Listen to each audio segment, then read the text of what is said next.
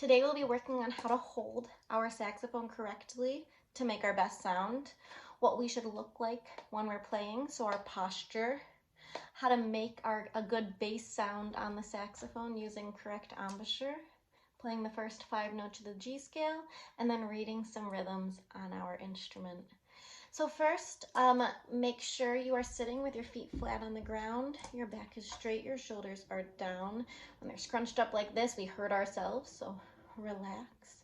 Your right hand goes underneath the thumb hook on the saxophone, and your left hand goes on the button right beneath the octave key. Please make sure you are connected to your neck strap, and it should be tight enough that when you bring your saxophone to your mouth, it pretty much should just go right there. You shouldn't be leaning over or feel like it's too close to your mouth. Once you're holding your instrument correctly, then you take your bottom lip and it goes over your teeth. Your top teeth go gently on the saxophone. You have to wet your reed before. If you review back to putting your instrument together, your reed should be damp. And lip over the bottom teeth, top teeth on. Firm up your mouth. Big deep breath from the diaphragm, and then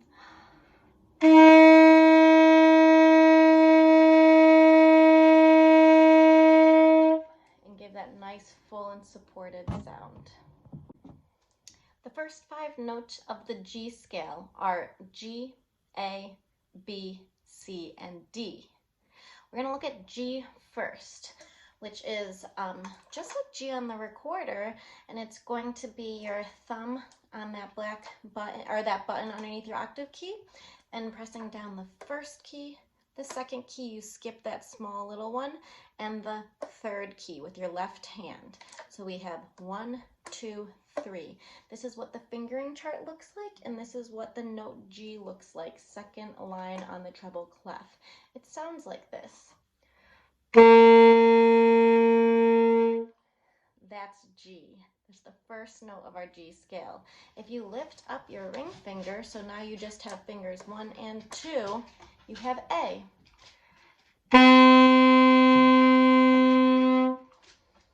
If you lift up one more finger, so now your first finger is playing, you have B. To play C, you lift up your first finger and you play that middle key. You press down the middle key with your middle finger, your second finger, to get C. And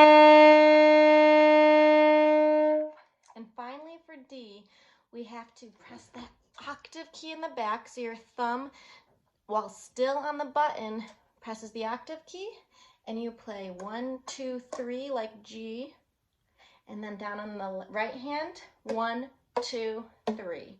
So you have 1, 2, 3, 1, 2, 3, octave key.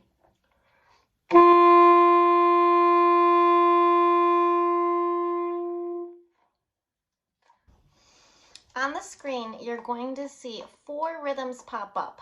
I want you to pick a note to try the rhythms on, and then try on every single note that you've learned today to practice both your fingerings and your rhythm reading.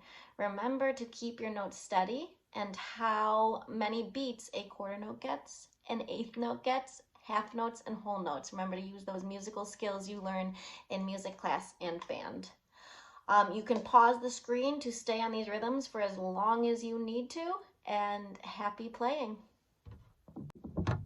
Thank you for joining me in posture and playing with the saxophone. I hope that you feel more comfortable now holding your instrument, making your best sound, a review of the first 5 notes of the G scale, and your rhythm reading using those 5 notes. Happy practicing.